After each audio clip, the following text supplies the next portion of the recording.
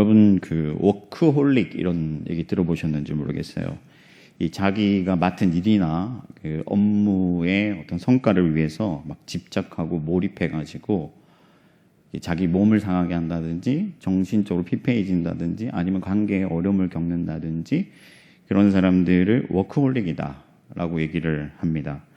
주로 이렇게 완벽함을 추구하는 그런 성향을 가진 사람이나 좀 진취적인 사람, 혹은 뭔가 불우한 어린 시절을 보냈다든지 그래서 경제적 어떤 강박을 가지고 있다든지 그런 사람들에게서 주로 발견되는 성향인데 심지어 가정으로부터 좀 도피하고 싶은 그런 사람들도 워크홀릭이 될 수 있습니다.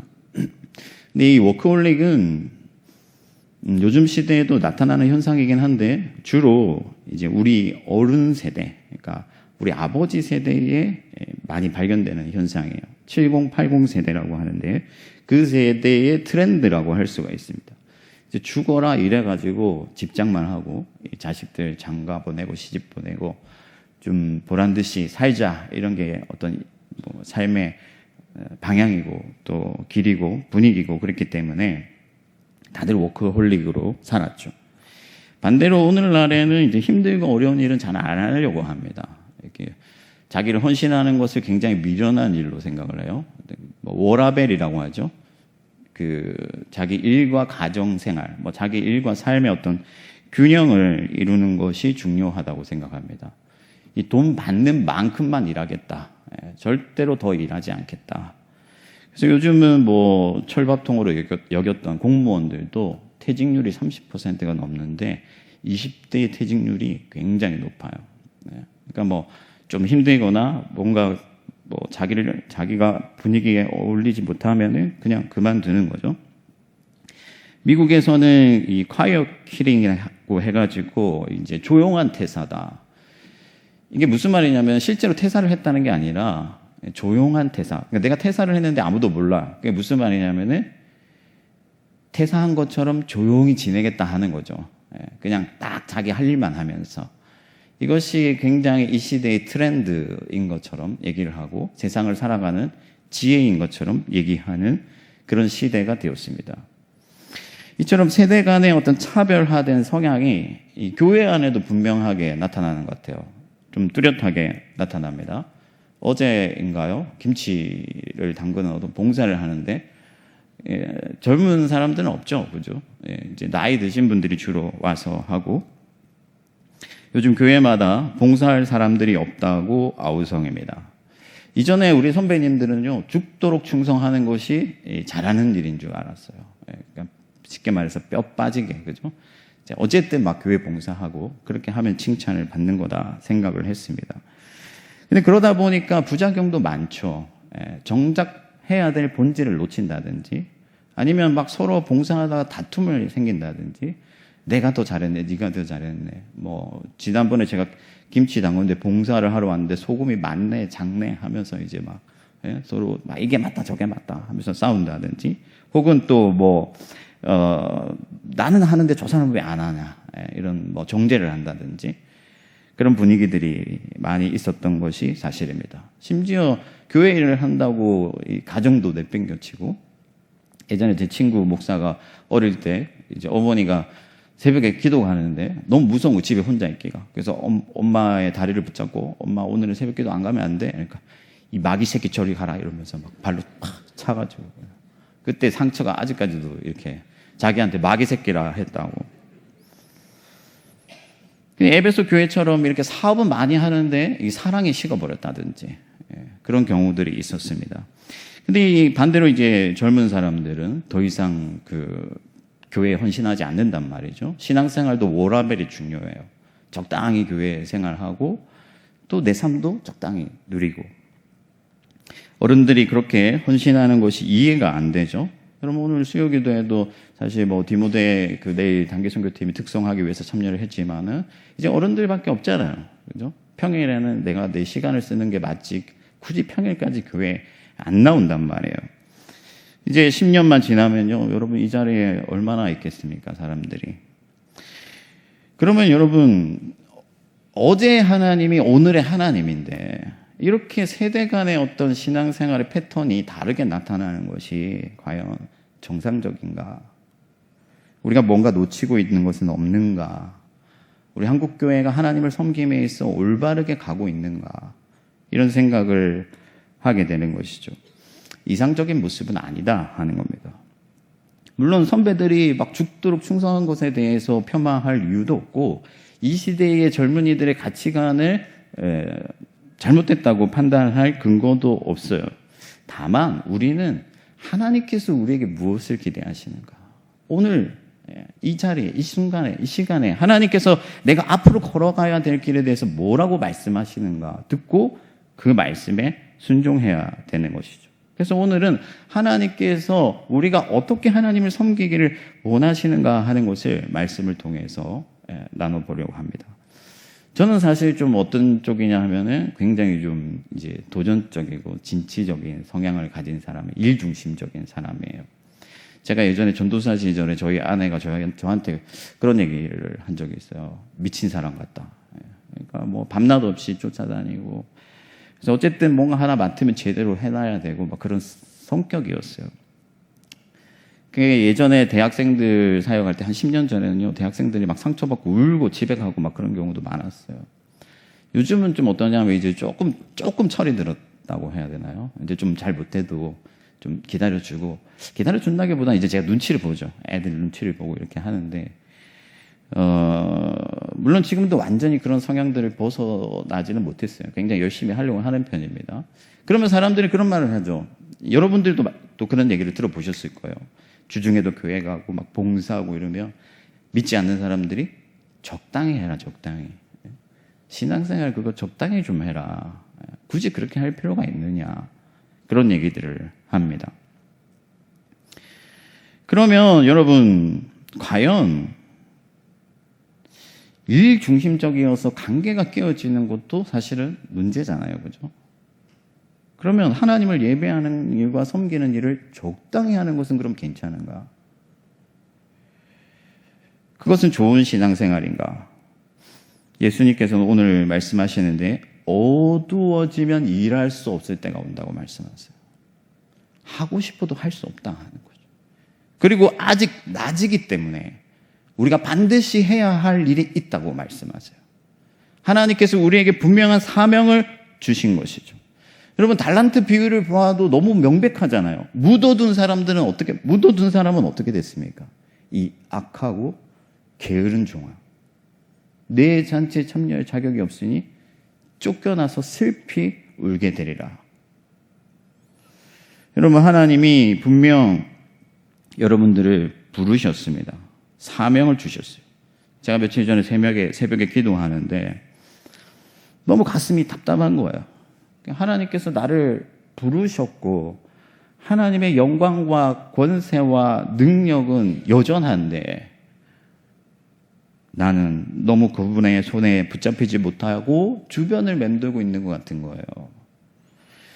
그래서 하나님 앞에 기도하면서 이 사단의 진을 파는 하나님의 능력이 내게 임하여서 내가 받는 모든 땅에 그리스도의 깃발이 휘날리는 그날까지 멈추지 않고 전진할 수 있게 해달라고 간절히 눈물로서 호소하면서 기도하는데 정말 하나님께서 마음에 강한 감동을 주시는 거예요.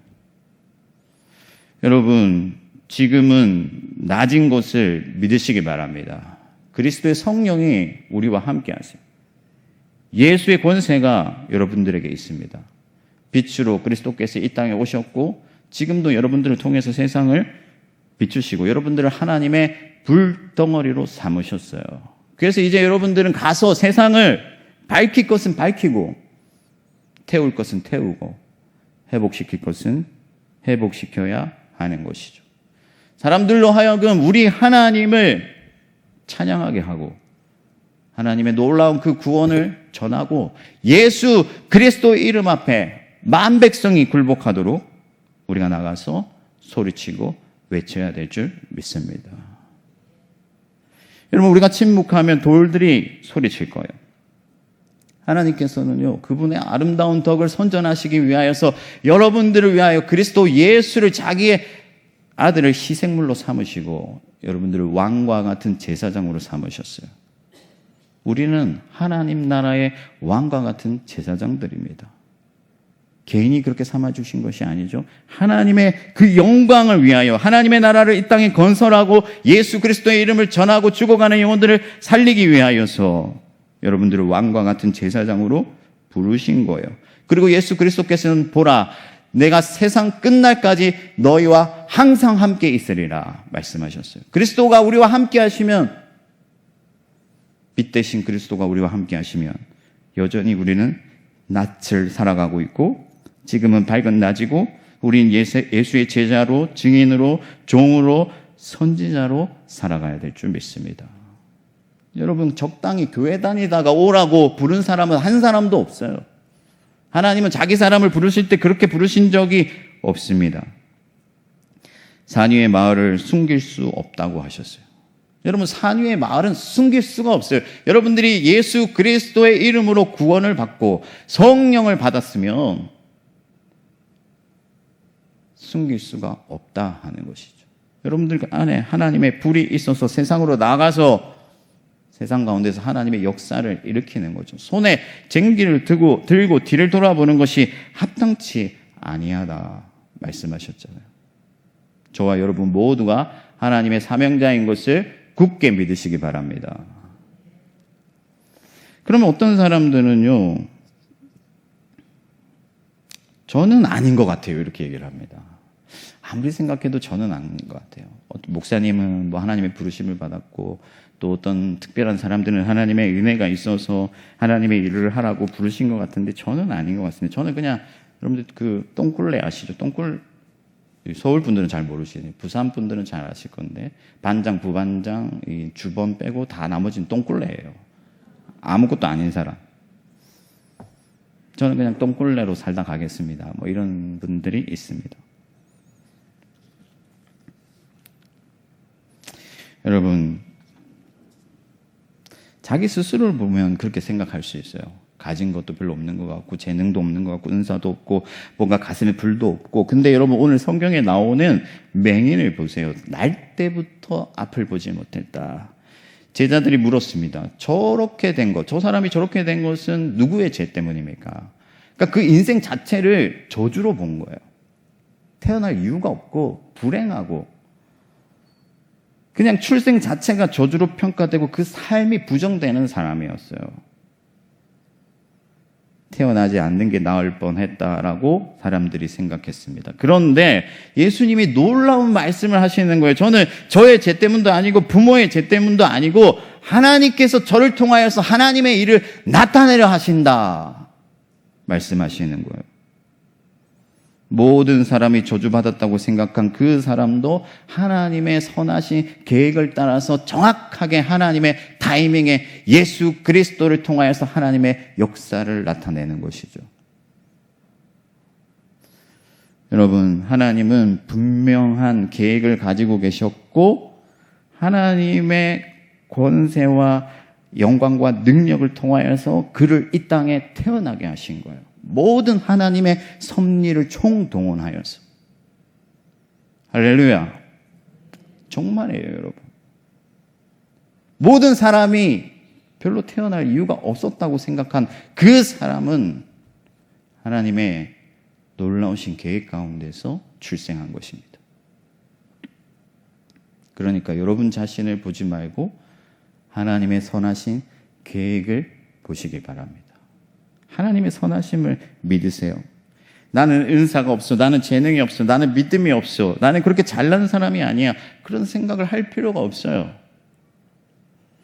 나를 보는 것이 아니라 하나님을 보고 하나님의 놀라운 사랑과 그분의 선하심과 그분의 섭리를 바라보세요. 저와 여러분을 이 자리에 부르시기까지 하나님이 행하신 위대한 일을 생각하십시오.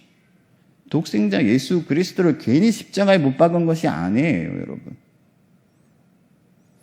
그저 그렇게 교회 다니는 한 사람으로 살아가라고 여러분들을 부르신 게 아니라는 거예요. 여러분, 하나님은 아브라함을, 모세를, 다윗을, 요셉을 단 한 번도 그렇게 부르신 적이 없어요. 모두가 하나님의 히스토리 안에서 특별하게 부르셨습니다. 맥스 루케이도가 쓴 너는 특별하단다 하는 동화가 있습니다. 여러분 한 번씩 다 읽어보셨을 거예요. 사람들이 이렇게 나무 인형들이 딱지를 붙이죠. 이 나무 사람 펀치넬로는 자기는 너무 특별한 게 없다고 생각했어요. 그런데 그 인형을 만든 그 주인은 특별한 인형으로 만들었던 거죠. 여러분 스스로의 시선으로 자기의 삶을 폄하하지 마시고 하나님이 여러분들을 어떻게 생각하시고 어떻게 바라보시는지를 생각하시기 바랍니다. 여러분 주변을 보십시오. 모든 세상의 만물들이 제각각 하나님의 선하신 창조를 따라서 자기 일을 하고 있어요. 태양은 빛을 비추고 별들은 반짝이고 하늘을 나는 새들도 자기 새끼의 먹이를 찾아서 하늘을 날고 부지런히 자기 새끼의 입에 먹이를 넣어주면서 하나님이 만드신 그 섭리를 따라서 자기 일을 열심히 수행하고 있습니다. 하물며 하나님의 형상으로 창조한 여러분들이 아무 의미 없이 이 땅에 태어났겠습니까? 하나님께서는 분명한 여러분들을 향한 계획을 가지고 계시고 하나님의 영광과 그의 나라를 위하여 이 땅에 태어나게 하신 거예요.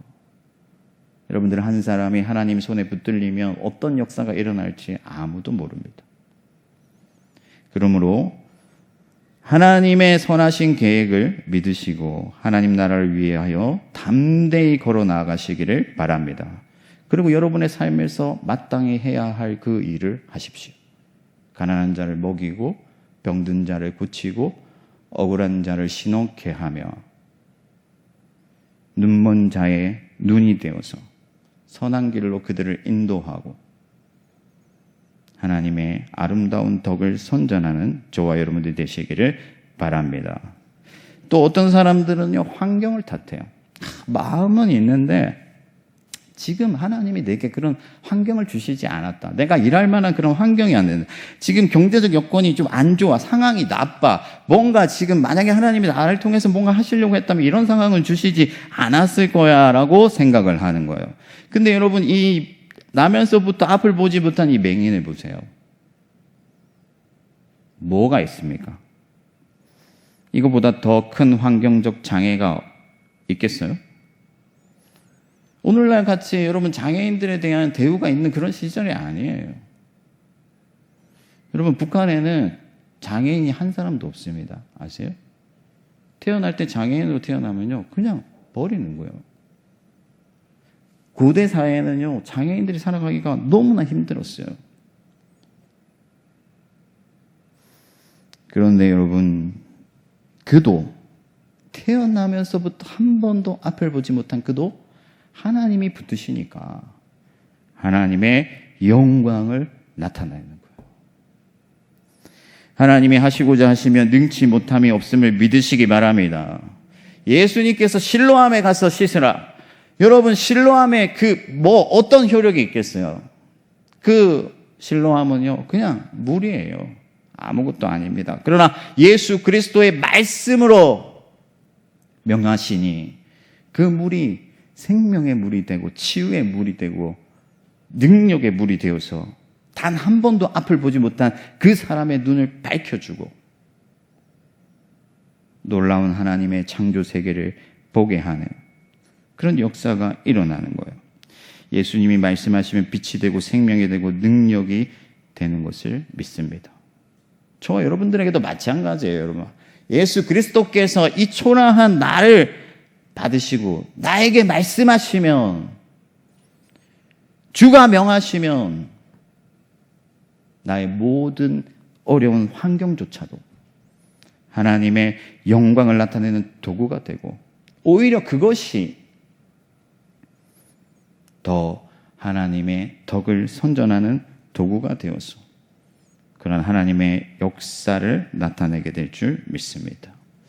여러분 지금 이야기의 구조를 보면 너무 재밌어요. 왜냐하면요 이 맹인은 앞을 보지 못하잖아요. 근데 이 사람은 제자들에게 하나님의 능력과 역사가 무엇인가를 밝혀 보여주는 역할을 하고 있고 제자들은 멀쩡히 눈을 뜨고 있으면서도 무지하여서 저가 누구의 죄 때문인가 하면서 한 치 앞도 바라보지 못하는 거예요. 여러분, 다윗이 골리앗과 싸운 얘기 여러분들 너무 잘 아시죠? 근데 거기에 여러분 주인공이 다윗이 아니에요. 다윗이 하나님의 이름을 의지하여 나아가니까 다윗같이 초라한 사람이 골리앗을 이겼잖아요. 여러분, 다윗이 골리앗을 이긴 이 위대한 이야기나 맹인이 눈을 뜨게 된 이 이야기나 똑같이 하나님의 영광과 능력을 나타내는 거예요. 여러분, 어떤 환경이 여러분들에게 장애가 되는 것이 아니에요. 우리에게 장애가 되는 것은 단 한 가지죠. 하나님을 믿지 못하는 것. 하나님을 신뢰하지 못하는 것. 하나님을 의지하지 못하는 것. 하나님을 기대하지 아니하고 바라보지 못하는 우리의 이 연약함이 장애가 될 뿐이지, 하나님께는 그 어떤 것도 장애가 될 수 없고, 우리의 이 어려운 환경마저도 하나님이 사용하시려고 한다면 하나님의 역사의 일부가 될 뿐인 것이죠. 아멘이십니까? 그래서 여러분, 성경에서 여러분 잘난 사람 누가 있습니까? 바울이 초대교회 성도들을 설명할 때 여러분 아시잖아요. 우리 중에는 부자도 없고 지혜로운 자도 없다. 다 여러분 약한 자들 뿐이에요. 그러나 그 사람들을 하나님께서 사용하시니까 초대교회가 계속해서 부흥하고 마침내 로마를 굴복시키죠. 그러면 다윗은요, 막내잖아요. 아버지가 제껴놨어요. 사무엘이 이제 기름을 부으려고 왕을 삼으려고 이제 다윗의 그 형제들을 쭉 불렀는데 들에 있었어요. 기름 부음을 받을 수 있는 환경이 안 됐어요. 여러분, 요셉은 종으로 팔려갔어요. 모세는 사람을 죽여가지고 광야에 떠돌았습니다. 하나님이 얼마나 더 많은 일들을 여러분들에게 보여주셔야 여러분들이 더 이상 환경 탓을 하지 아니하고 하나님의 능력을 신뢰하며 나아가겠습니까? 여러분, 이제 내가 나이가 많다, 아유, 이제는 뭐 앞도 잘 안 보이고, 그런 거 아니에요, 여러분. 심장이 뛰고 있는 한, 그리스도를 위하여 무릎 꿇을 때, 눈물 흘릴 때 하나님이 영의 세계에서 역사하시는 것이죠. 다비다라 하는, 혹은 도르가라 하는 한 여자가 있었는데 가난한 과부였어요. 근데 얼마나 사람 섬기기를 좋아하는지 그녀가 죽었을 때 모든 사람들이 슬피 울었습니다. 그랬더니 그녀가 살아서 부활을 경험했을 뿐만 아니라 그녀가 다시 살아난 사건을 통해서 수많은 사람들이 예수 그리스도를 알고 주께로 돌아오게 된 거예요. 여러분, 환경은 하나님이 일하시는 발판일 뿐이고 하나님은 어떤 환경도 발판으로 삼지 못할 분이 아니시다는 거예요. 하나님은 환경을 넘어서 초월하셔서 모든 능력을 가지신 분이시기 때문에 반드시 하실 일을 하시는 분이시고, 하나님은 약한 자를 강하게 하시고 미련한 자를 들어 지혜로운 자를 부끄럽게 하시는 분이시기 때문에 온전히 하나님을 신뢰하고 믿음으로 나아가 하나님의 역사를 일으키는 여러분들이 되시기를 축복합니다. 여러분, 이 말씀은요, 자기 힘을 의지한 교만한 자들에게도 마찬가지예요. 자기 힘을 빼야 돼요. 저도 가끔 가다가요, 브레이크를 밟아줘야 돼요. 저도 성향이 달려나가는 성향이에요. 브레이크를 밟아줘야 돼요. 우리의 힘으로 하는 게 아니라는 걸 기억해야 돼요. 예수님께서 뭐라고 말씀하셨습니까? 내가 있는 동안은 낮이다. 이 말은요, 예수가 없으면 밤이다 하는 거예요. 일할 수 없다 하는 겁니다. 예수 그리스도께서 계셔야만 할 수 있고 예수 그리스도께서 하시는 일이다 하는 거예요. 여러분, 세상에 태어난 모든 맹인들이 하나님의 영광을 나타내는 것이 아닙니다. 그리스도와 접점이 있었던, 태어나면서부터 한 번도 보지 못한 이 맹인이 예수 그리스도로 인하여서 하나님의 영광을 나타낸 것이죠. 여러분, 이 앞을 보지 못한 맹인은 가진 게 없어요. 무소유예요. 모르겠어요. 뭐 주식을 좀 더 가지고 있었는지 우리가 상황은 모르지만 이 성경의 문맥 속에서는 아무것도 없어요. 그런데 하나님의 영광을 나타내고 하나님의 나라를 일으키는데 필요한 모든 것을 가졌어요. 그게 뭐겠습니까? 예수 그리스도죠. 예수 그리스도만 있으면요, 모든 것이 가능해요. 죽은 자를 살려요. 눈먼 자를 눈뜨게 하고, 갇힌 자를 자유하게 하고, 병든 자를 치유하는 역사가 일어납니다. 예수 그리스도와 함께 한다면은 예수 그리스도께서 빛이시고 예수 그리스도께서 의의 태양이시기 때문에 그분이 우리의 인생을 비추고 있는 한 하나님의 역사는 계속되는 것이죠. 그러니 여러분 멈추지 마세요. 교만하지도 말아야 됩니다. 자랑할 게 없어요. 나의 힘으로 할 수 있는 게 아무것도 없어요. 여러분 받지 아니한 것이 무엇이 있습니까? 여러분들이 예수의 이름을 받았습니다. 예수의 권세를 받았습니다. 하나님의 복음을 받았습니다. 주님의 사명을 받았습니다. 생명을 받았어요. 호흡을 받았어요. 모든 것을 받았습니다. 우리가 자랑할 것이 무엇이 있습니까? 하나님이 시작하신 일을 하나님이 마치신다. 그러므로 우리는 모든 영광을 하나님께 돌려드리고 오직 하나님의 이름만 높이며 나아가야 될 줄 믿습니다. 사랑하는 성도 여러분, 이제 우리가 디모데 단기선교팀이 지중해 지역부의 선교사님들을 섬기러 갈 건데 그 선교사님들이 지중해 지역에 흩어 계시잖아요. 어떤 분들은 뭐 이슬람권에도 계시고 뭐 암만이나 요르단 뭐 이런 데 다 계신데 여러분 그분들이 대단한 능력이 있어가지고 내가 가면 이슬람 사람들도 예수 그리스도 앞에 굴복할 것이라는 그런 믿음으로 갔겠어요? 나는 돈도 있고 능력도 있고 나는 말도 잘하고 모든 것을 잘하니까 사람들이 내 말을 들을 거다라고 하고 갔겠어요? 오직 예수 그리스도의 이름 하나 들고 그 땅으로 간 것이죠. 왜? 예수가 능력이고 예수가 생명이고 예수가 우리의 모든 것이기 때문에. 여러분, 예수 그리스도를 향한 마음에 불이 있고 믿음이 있으면 역사는 반드시 일어나는 거예요. 우리가 MK들을 섬기러 가는데 어떤 MK들은요, 주변에 이슬람 학교밖에 없으니까 1년 365일을 집에만 있는 거예요. 친구 하나 사귈 수 없이. 그런데 그 어려운 여건과 그 어려운 환경 속에서도 여러분, 하나님께서 하실 일이 있음을 믿고 담대히 나아가는 것이죠.